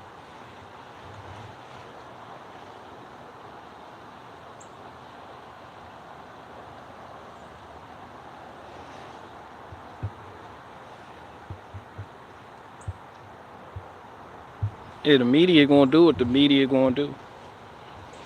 I pretty much don't pay attention to it at all.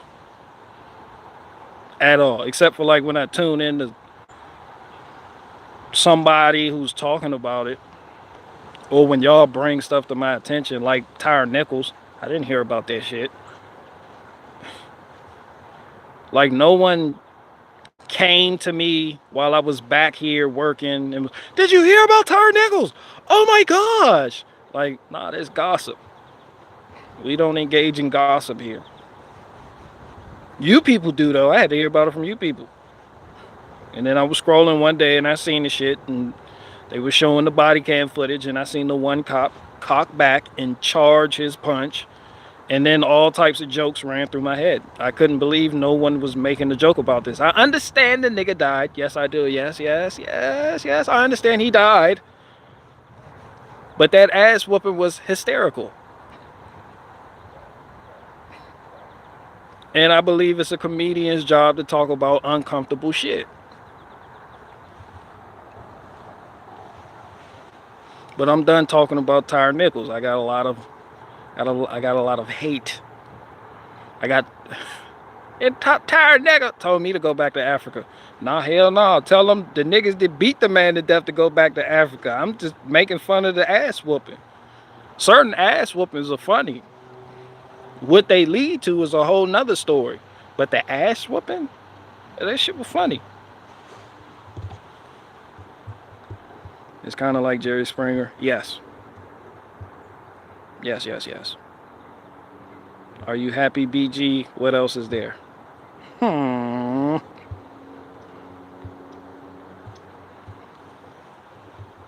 Tyre slept with one cop's baby mama. Explains everything. I guess.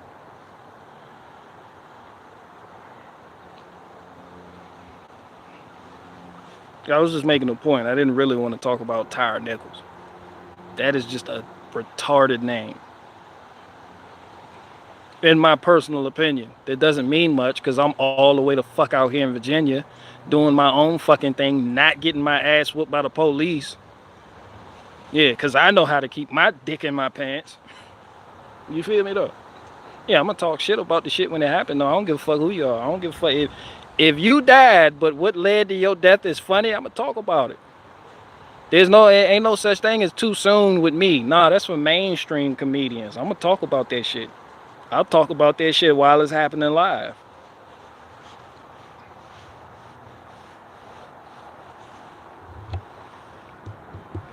How many stars do you rate Augusta? Mace at 44, you bringing up history right there. uh, uh, man, shit, I like Sussex 1 a lot better. Augusta probably get 2 stars, and that's only because they were ran by the Aryan Brotherhood.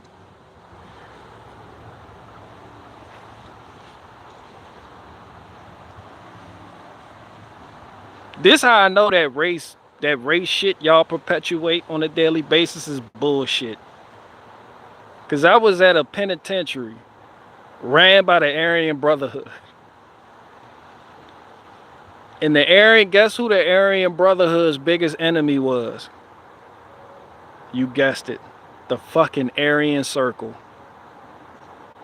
That shit was so bad it got to the point where they was tipping blacks off to how much drugs a certain, the circle or the brotherhood was walking around the compound with. They didn't fucking like each other. Wasn't none of that no more brother wars bullshit. Nah, it was y'all over there, we over here. This what we do, this what y'all do. And we're mortal enemies. Shit, you had Aryan Circle members, they rather sit at the table with Crips than go over there and sit at the table with their white brotherhood counterpart. Just real story, true story. Not even lying. I'm not lying. I don't know what the fuck happened. That shit spilled out of Texas and went into other states. But they didn't like each other. Shit had nothing to do with race. All that shit, it sound good. It's topical. It's surface. Race is surface level.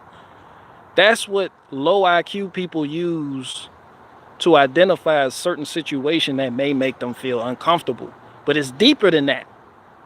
Their mind just isn't capable of going deeper, so they stick to what's surface level because that's easier to explain. But when you've been in the gutter, when you've been in the dirt, the mud, the trenches, and you see how people act and respond to certain stimuli, to certain programming, to certain propaganda, then you see people for what they are. Confused. People cling to an identity that they really don't understand just so they can explain who they want to be to other people that they don't know. Yes, sir. Y'all don't hear me? Yeah, that's just how it is, though. That's just the way it goes. Everybody does it. Couldn't imagine a small hat behind bars. They either join the Aryan Circle or they get extorted immediately. They join some white gang. Listen, you had real talk, you had certain Jews. Everybody knew they were Jews because they went to the program, right? Everybody had their program, they went to the program. But the rest of them, they were crypto. They do what they did in Europe. They just, I'm white, I'm super white. See, this is why the white shit don't work. This is why the white shit don't work. This is why they keep getting into everything. Because you want to be white. They're white too. You can't fucking tell the difference. You can't tell it that when the small hat comes off, my white brother, white power, and they make that white power salute, you're not going to be none the wiser. You're going to think that's the white man. That the white man here to help you out. Because you see the world in colors. And seeing the world in colors is what's going to continue to get you fucked up. That's it.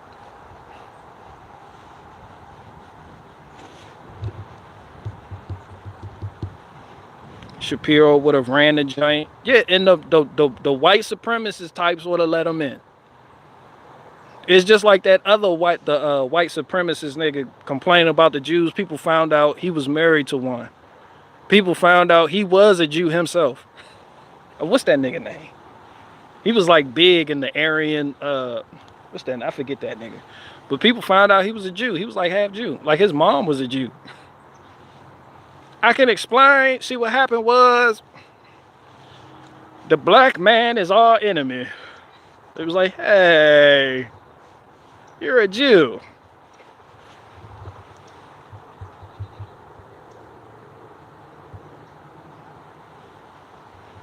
BG are a lot of white supreme or a lot of white supremacist dudes in there for hate crimes.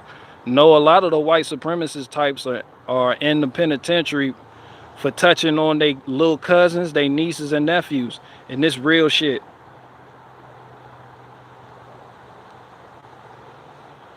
They're not rapey like Mexicans, but they molest family members. There's a lot of them was in there for molestation charges on minors. The Mexicans, they were in there for trying to rape a woman on a fucking parkway trail. Just a bunch of fucking horn dogs.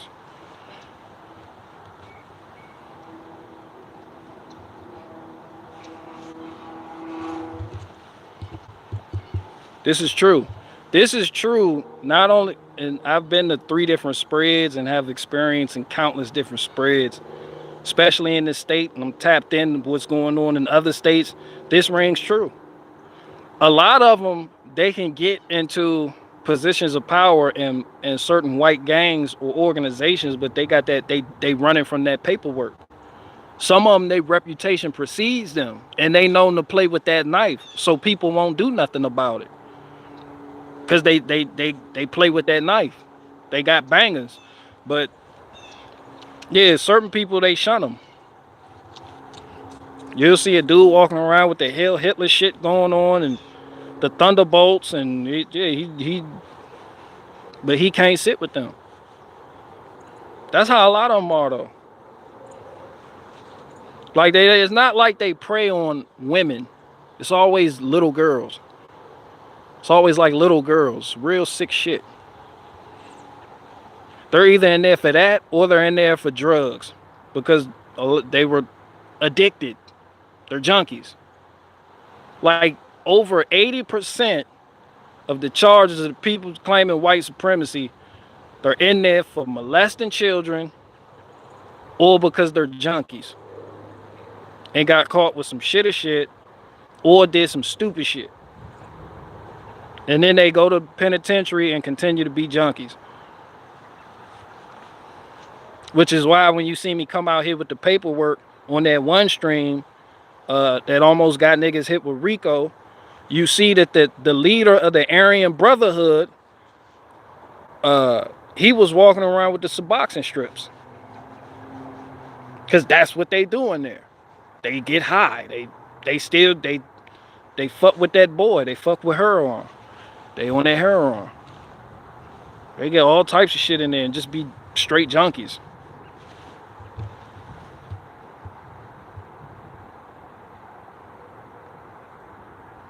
What does the Thunderbolts mean though?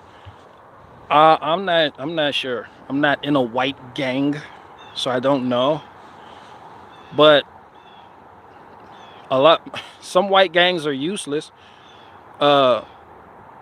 The only time I personally seen white people just take a stand behind the bars with each other, like the Aryan Circle, Aryan Brotherhood, was when the Trayvon Martin shit happened. Before that, it was niggas playing dominoes at the table with Aryan Circle niggas. It was, you had people doing business with each other. The Aryan Brotherhood ran the penitentiary because the COs were Aryan Brotherhood. So the Aryan Circle, they were always the underdogs. But you had certain COs smuggling shit in and bringing in tobacco, and niggas was trying to get on, but you had to go through the white man to get on. Like, it wasn't no nigga COs in there. Damn near every CO you seen has some type of Aryan Brotherhood tattoo on them. Or something AB with a emblem on it or some shit. But that's just how it was. But everybody was cool. Everybody was cool. As far as it came to the color of your skin, nobody was tripping. Most people just ate with their friend. It looked segregated as fuck, but you had a couple people there go over there and fuck with them. This shit was alright. But when that Trayvon Martin shit happened, I was in prison for that shit. I was at Augusta. That shit is up in the mountains, right here in the state of Virginia. Augusta State Correctional Facility. Man, that shit went the fuck up. All that shit ceased. Because everybody was scared. People were scared and didn't know what the other group was going to react to. That's how strong the programming was. I didn't know it then. It's just you felt this wave of hatred. That's why I said it's not about the color of your skin. It's about the prince of the power of the air. This real shit. I'm telling y'all, man. I lived through it. This ain't no shit where I'm just a YouTuber talking about this shit because I want to be a black supremacist or I think white supremacist. No, I'm telling y'all real shit, man. It's the prince of the power of the air. It's demonic. No one could explain it. Why we were just kicking it yesterday and now all of a sudden y'all on that side, we on this side, and now we want to kill each other. All because of what we seen on the TV. That's why I cut that shit off. That's why y'all don't see me talking about this shit today. I don't watch that shit. That shit powerful. And when you think you ahead of it because you can explain it, you still get sucked in. You still looking at the black mirror. I've seen what it can do. I don't want no parts of it. Nah, I'd rather be out here splitting wood. Somebody said, oh, all you do is split wood. Nigga, I've seen the devil. You can't see him. You feel it. It's that hatred. It really is hate. You don't know why, where it come from. Just overnight, after that broadcast, we hated them niggas. Yeah, we hated them. And they hated us. Because at first they were reacting to us. But then the shit just settled in. The shit just settled in. It settled. And before you knew it, you could the tension just hung thick in the air. Like it'll choke you. Like that's how thick the tension was in the air. And nobody knew it. It was only a matter of time before shit popped off. It's like walking around with old ass dynamite in your bag. Like you don't know when the shit gonna go off. And sure enough, that shit popped off. That shit popped right the fuck off. But you wanna know what happened after that? Niggas went right back to playing spades with each other, making meals with each other. Store boxing. Niggas even store box. You know what it take? You know how much you got. The one thing they tell you not to do in prison is go into debt. That's what store boxing is. You come to me, I give you 2 soups, you give me 4 soups back when you go to commissary. That's store boxing. Yeah, niggas was store boxing the white supremacy gang members. Yeah, we didn't give a fuck. We would go into them, store boxing from them. We paid them niggas. Everybody paid each other back. That shit was cool. Shit was cool and respectful after that. You had somebody from one of the white gangs, they'll walk up to you like, hey, you see him over there? You be like, yeah, I see him over there. They be like, yo, is anybody from any of the Crips extorting him? Y'all doing anything with him? I'm like, no, why? What happened? What's up with him? Like, nah, we got a hold of some paperwork and we about to put the pressure on him. Like, sure, do y'all thing. We ain't doing nothing with him. You see how that's respect right there? You're not just gonna run up and extort somebody because another gang may be extorting them. So you check your surroundings. You like, yo, y'all see him? Like, yo, what's up with him? That's what people, if you go to prison and you see some people looking at you and pointing and talking, they discussing your ass. It's who got dibs on you. But that's respect. You're not gonna feel like that, but between gangs or races or people of different skin colors, that's respect right there. That's utmost respect. Instead of just extorting him, and then this gang having to find out like, hey, we already got him, and you like, fuck y'all. Nah, he owe us. You see what I'm saying? So that's how it was. Like once the programming faded from the Trayvon Martin shit, everybody was cool again. Everybody was cool again except for the Aryan Circle and the Aryan Brotherhood. Everybody was cool again except for the Crips and the Bloods. And the Nation of Islam and the 5%ers continue to be bitch made. Those are the most bitch made. I swear, them niggas right there. I'm not gonna get too much into it with the Nation of Islam, cause they got it. They got it. The Nation of Islam gets into it with the Blood Gang on damn near every penitentiary I've ever been on. But when it came time to fight these rowdy ass whites, them niggas was hugging the fence. All that black power and Yakub made the white man in the cave. Well, come on down here and help us kick the white man ass then. It was like, no, my brother, shit, we ain't getting into that. Yeah, the 5%ers talk all that shit about the white man and whitey this and whitey that. Yeah, them niggas was over there scared for their life. When you see a whole bunch of peckerwoods just sitting at a bench and they digging in the dirt, you know they over there digging up the bangers. We called the blades and the fence, the pieces of the fence was ice picks. And what people would do is they wouldn't take it back to their cell, they bury it in the yard. So if all the peckerwoods used to hang out over there and you see them digging something up, somebody's about to get stabbed up. Somebody's about to get poked up. They digging up they pokers. And you know war was inevitable. But other than the programming and the Prince of the Power of the Air just sending a wave of what the fuck through, everybody was cool. Nobody gave a fuck about race. Not really. Really, not really. Not really.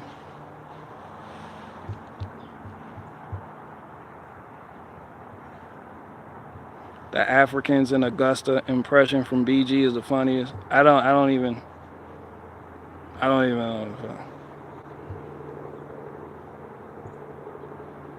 even know what you're talking about.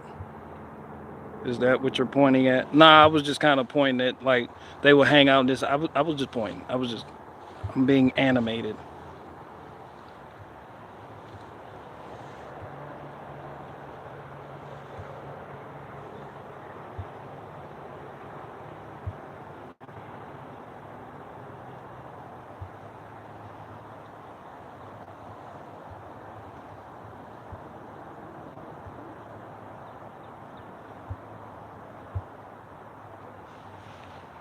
First one was AB when I was just a boy, learned how to punk cops and sell drugs, and the second was Mafia, and I suffered. Hey, but don't get me started on that. I don't know what happened between, because it all used to be one organization, but one of the shot callers down there in Texas for the Aryan Brotherhood, yeah, they just declared, yeah, once the Aryan Circle split from the brother, they just started doing their own thing. This shit was a wrap. There's certain place you go, they cool, but yeah, I mean, you got orders coming down that if you don't abide by, your own gang gonna poke you up. I mean, so you can't fuck with them. You can't fuck with the circle. The circle can't fuck with the brotherhood. It's just how it was. I can't explain. That's just how this shit was.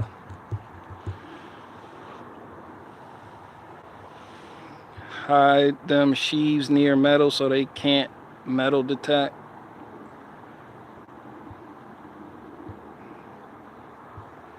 You got stabbed from them, right? Hell no, I didn't get stabbed in prison. No, I got stabbed on the street by a bunch of Africans. Yeah, see? So once again, that race shit, that shit ain't what this is about. Life isn't about race. I don't believe in race. I don't. Y'all can see me running down my experience, why I don't. So don't tell me the Jews have gotten to me and I want the Jewish programming and they putting the interracial couple on. Nah, that ain't what this is about. This is just some shit you haven't lived through. The reason you can point that shit out is because you live a comfortable life. But when shit gets thick, you realize that race shit goes right the fuck out the window. That shit goes all the way the fuck out the window. All the way out the window.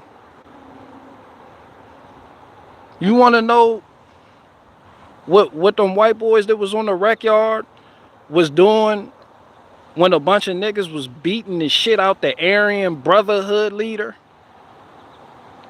Looking and laughing. How come they didn't come help they fellow white out? Because that's not what it's about. That's not what it's about. It's not about that at all. It's really not.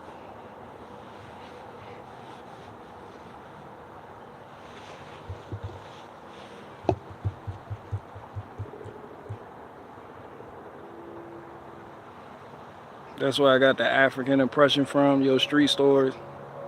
Hey, I'm African, man. The one that was chilly, nigga stabbed the shit out of me.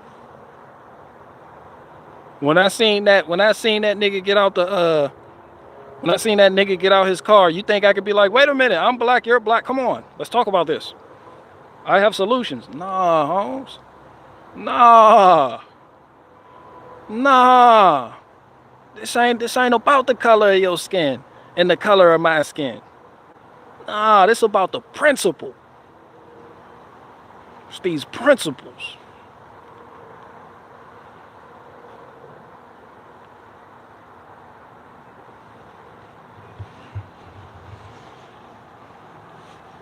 It's not even about that.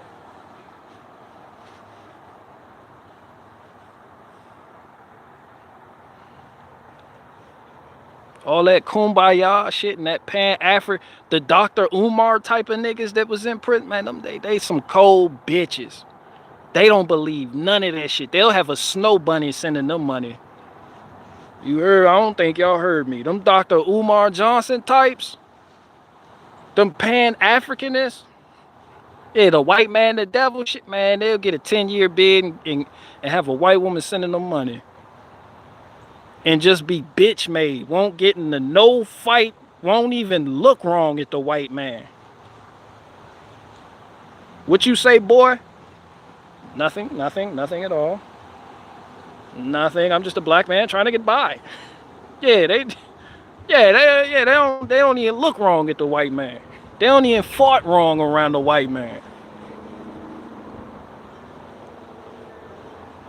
Yeah, you get niggas like that, they get a white cellmate, they in there washing his drawers. I know them types. That's why I'm not impressed by their wordplay. Talk is cheap. I'm from action. You had to be, that's why I'm not impressed by people wordplay and ideology and science and philosophy. All that shit goes out the window when some real world shit happens. And I done been in situations with people who were adept at philosophy and mathematics and this and black and black on white that and white on black this and all that shit sound good, but they always end up bitch made. Never take action. Never. Not once. Don't even know how to handle themselves in the real world. When some real world shit pop up. Yeah, I look for, I don't pay attention to what people say no more. I look at what they do. I look at what they do. That's why I'm just a simple man out here splitting wood. That's it. That's all I want to do. Whoever said that at the beginning of the stream, that's it. That's all I do. That's all I do. All BG does is split wood. Yep. Yep. I done been down the road you on, and I know that shit leads nowhere. That shit leads nowhere.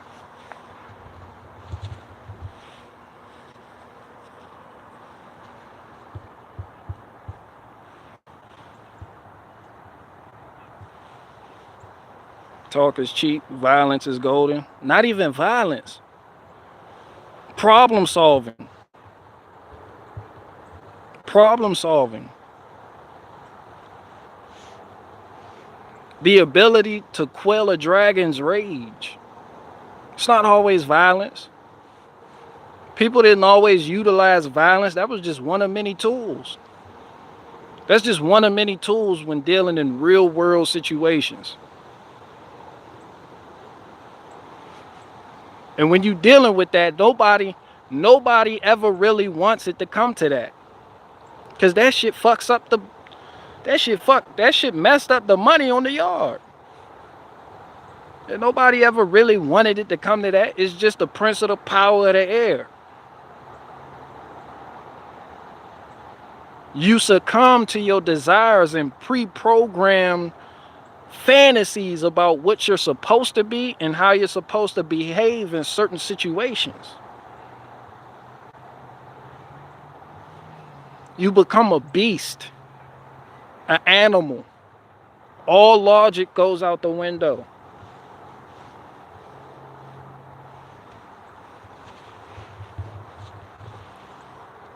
But other times, yeah, people know how to talk down that dragon. That's more valuable than violence. That's more impressive than violence. I've done that twice. I told y'all the story about my cousin in the dude country when my cousin had to go in the cell and take care of that. Yeah, I don't have time to talk about this shit now, but anyway, I'm out.